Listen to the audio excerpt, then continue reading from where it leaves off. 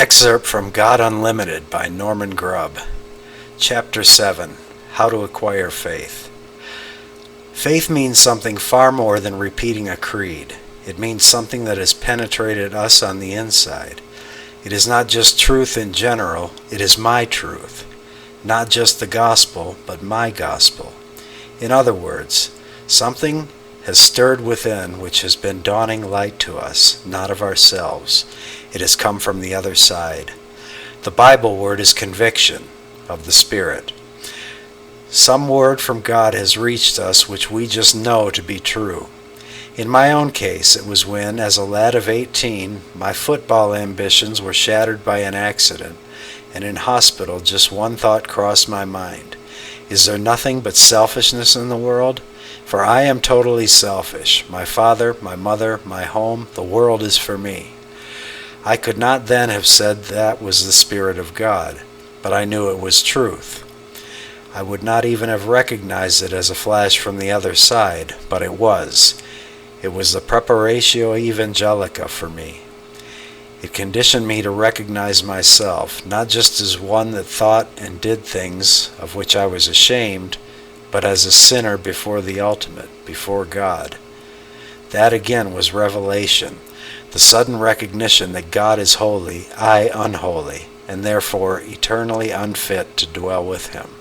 And finally, the flash of thought into my mind that Jesus Christ, God's Son, really did shed His blood for me, and therefore there was not wrath but acceptance for me. Could I prove one of these things? Not one. Could I be sure that it was God who said them to me, introduced them into my thinking? No. Teaching had something to do with it.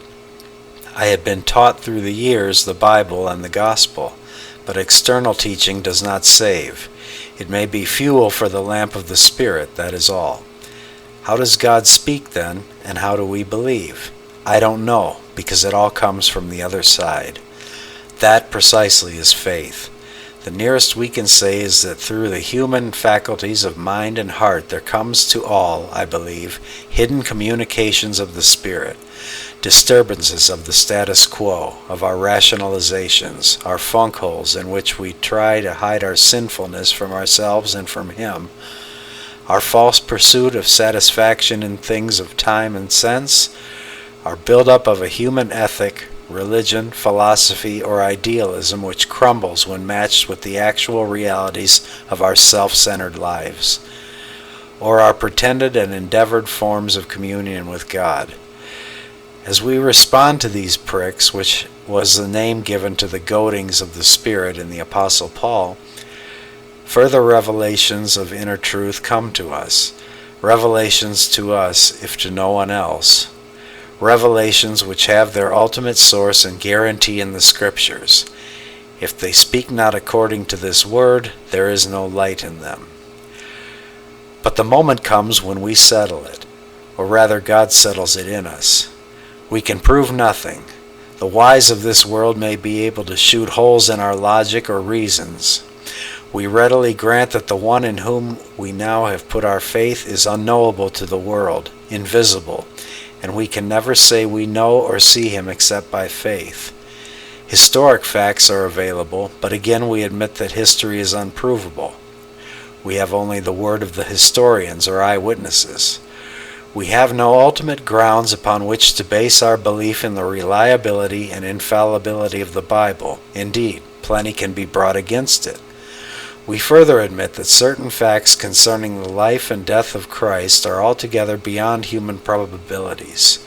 His deity, His incarnation, to accept it or reject it, Pile question mark upon question mark, we admit all. But faith has nothing to do with these. Faith is itself from the other side, and is as inexplicable and absurd as that in which it believes. Faith has nothing to say for itself beyond the bare statement that from certain inward convictions, which are convictions to it, it stakes its all on God as truth in His revelation through the Bible and supremely the Christ of the Bible. For myself, I have stated the two main convictions which constrained me 47 years ago to gamble my life on God. First, what was the obvious, that I was a 100% self-centered person, And second, that God was the wholly opposite, 100% self-giving, so that he actually gave himself in the person of his Son to change me into his likeness. That final fact convinced me. I said I could follow to eternity a God who is forever the servant of his own creation, even to the point of giving his own life for his enemies. And I could wish for nothing higher than that such a person could and should live that same quality of life through selfish me. And so I say today. Faith is built on doubt. Doubt is its lifeblood. Don't let us be mistaken about that. Faith is doubt absorbed, doubt conquered. Unbelief, unfaith, is doubt accepted. Unbelief is an act of will as much as faith. Doubt is not an act of will, but is the only attitude we humans can have towards anything external to us until we decide whether to accept it or reject it. The uncertainty, the doubt, is the very element which gives stimulus and passion to the decision. Faith, then, is built on doubt. As the philosopher Immanuel Kant says in his Critique of Pure Reason, nothing which is intuited in space is a thing in itself. What we call outward objects are nothing else but mere representations of our sensibility, whose real correlated thing in itself is not known by means of these representations, nor ever can be.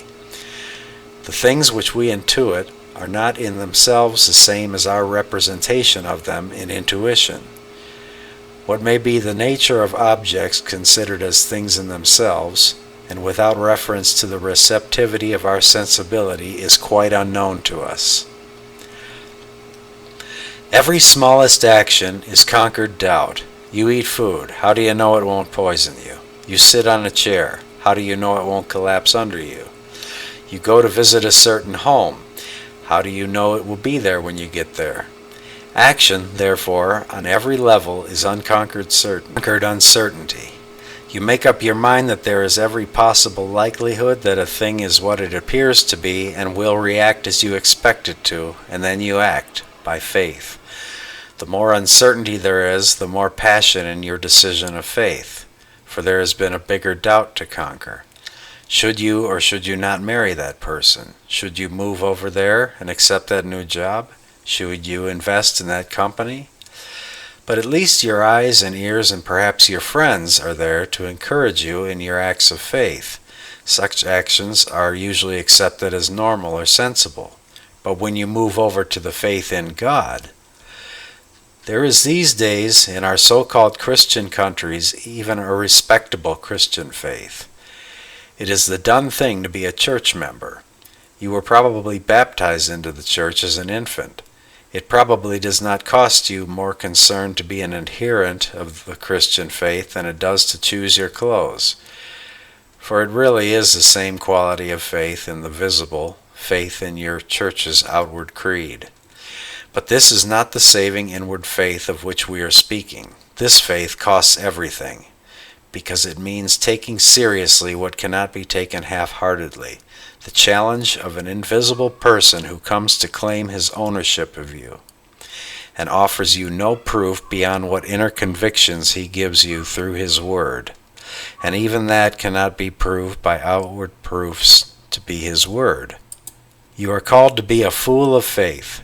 You are called to believe what this time does not carry with it at least a measure of common sense and obvious likelihood, but entereth into that within the veil, whither the forerunner is for us entered, even Jesus.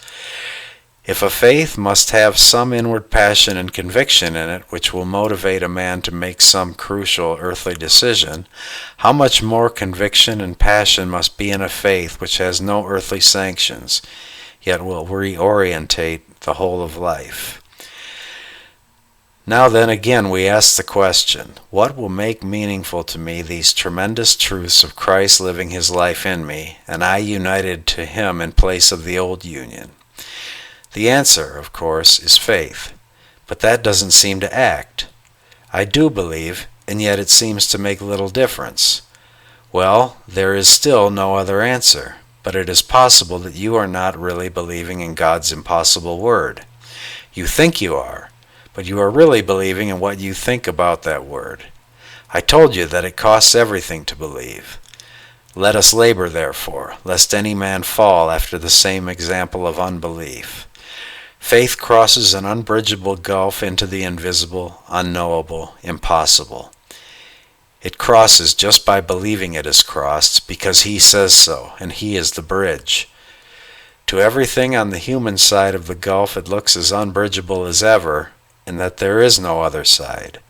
If, therefore, without realizing it, you are basing your faith on a single personal reaction to your faith, then you are still on the human side of the gulf. You are really believing in yourself, not in him who takes you to the other side. A man said to me, "Please help me. I feel a barrier between myself and Christ." I investigated and found that he had faith in an indwelling Christ and had no barrier of immediate uncleansed sin. So I said, "You are wasting your time asking for help from an illusion. There is no barrier except that you have transferred your faith back from him to yourself, what you feel about your relation to him. Get back where you were, to faith without a shred of human assistance." Another said the same to me about power. How could he know the power of God? "Does Jesus Christ dwell in you?" I asked. "Yes," he said, "by faith." "Then run away," I said. He was a young man. "What more power can you want or have than he in you?" "You are wanting to exchange faith for sight. Faith has no other evidence than itself. He that believeth hath the witness in himself." You have turned back to find some missing evidence by believing what you feel in place of what he is. Yet a third asked, "How can I know he abides in me?" Rather brutally I answered, "I am not the least interested in whether you know or do not know. I am only interested in whether he is in you or not. What you know directs your faith on to what you know, not what he is."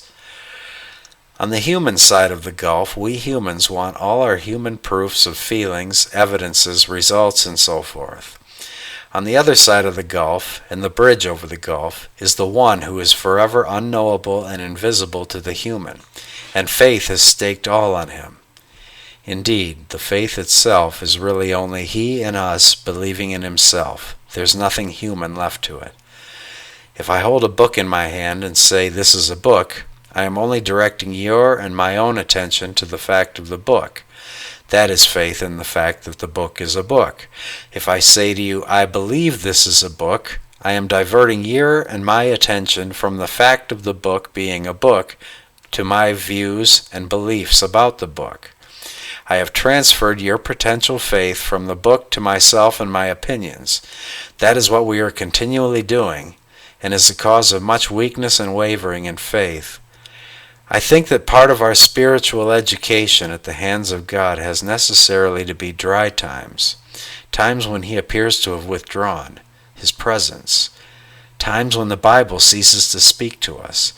Prayer is dull, our heart seems cold, fruit seems to be nil, and such times are most healthy for us till we have thoroughly learned this one lesson: the difference between faith which has gone on to the other side because it has merely been his own believing in himself in us, and we have nothing more to do with it than just to relax in the fact that he is believing in himself in us. The difference between such a faith of God and our faith, which is composed of how I feel about him, how I know or don't know him, how I see or don't see him at work, and so on. When we have learned the difference, we walk as naturally and composedly in dark as in light, in dry as in fruitful times, because it has nothing to do with us. The faith, being God's faith, is impervious to the storms that blow in the visible world. To a large extent, the variations disappear between dry and fresh, dull and bright, hot and cold, fruitful and fruitless, showing that they were largely psychological and illusory to a faith that is fixed. So we come down to this. Certain facts are presented to us through the revelation of God's Word. The birth of faith is the inward conviction that these are the truth for me. Therefore I receive and believe them, and in doing so transcend all natural doubts either about the truth of them or their efficacy in my own life. I transcend the doubts by replacing them by deliberate faith. Actually, their opposition is what gives sinews to my faith. The subtlest form of doubt will be psychological, the questioning in my own mind whether these things are really so, because I don't feel or see their effect on me, because they still appear unreal to me, and so on.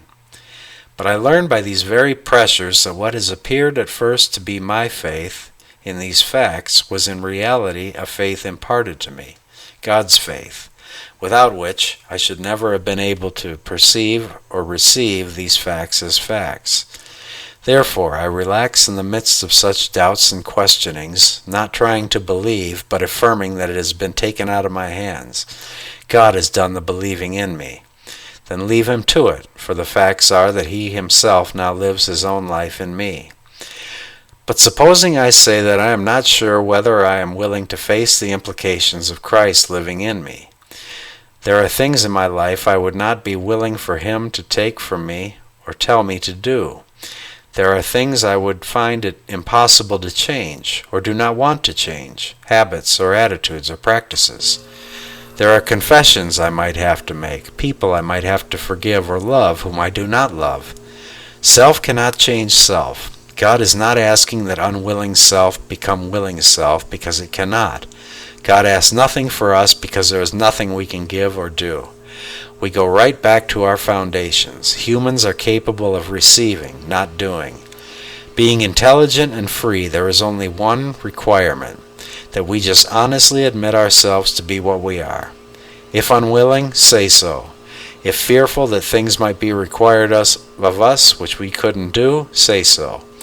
If we have habits we can't break, or relationships or attitudes we don't know how we could change or even want to, say so.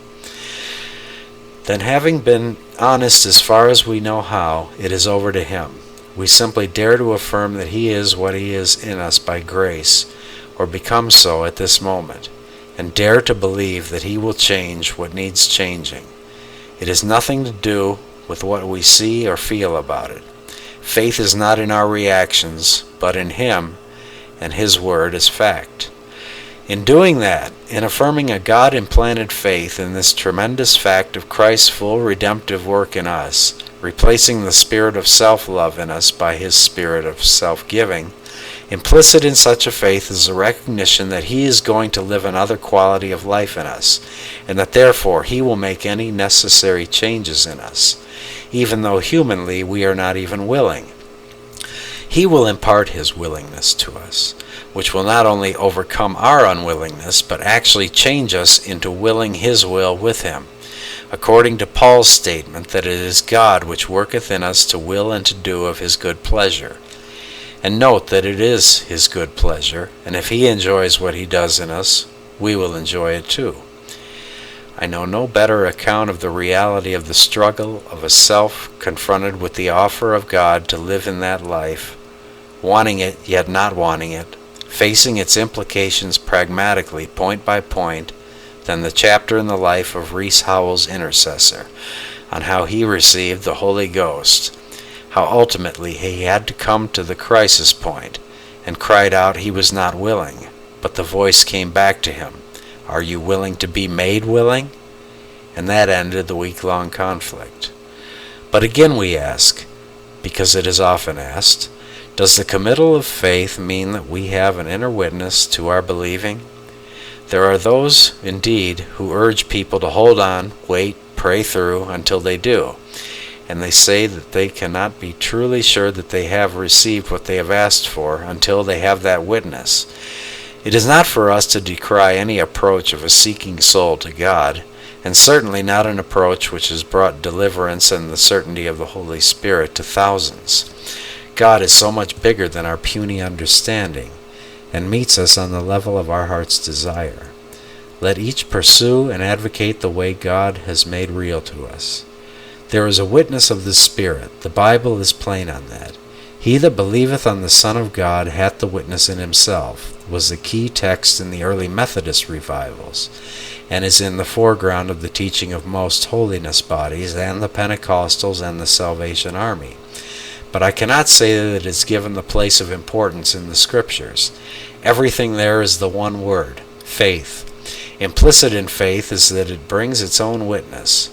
but that is secondary and remarked on incidentally. The obvious danger of regarding the witness as the necessary evidence of faith is that it brings us back once again to gauging faith by feelings. To make the witness the sign of faith is that same retrogression from simply seeing him who is invisible by the nakedness of faith, which truly honors him and his unchanging word, to needing some boost of faith, which is really believing in what we feel of him and not unconditionally in him. The Scriptures do not speak of the witness as a sign, but merely as the inevitable outcome of living faith. When we believe, we have the witness, because faith is its own witness. Therefore, the witness is not experienced by seeking it, but by occupation in believing. And believing is just constantly recognizing Christ within, by faith.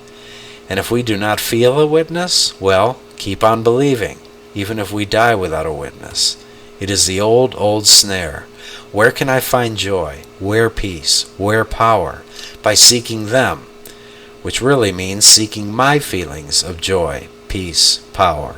No, by seeing him, faith. He is the joy, peace, power, all. He is that, whether we feel it or no. Keep occupied in affirming him by faith, even though I feel as heavy as lead or as weak as water, or as disturbed as a windstorm. Keep believing him in these conditions.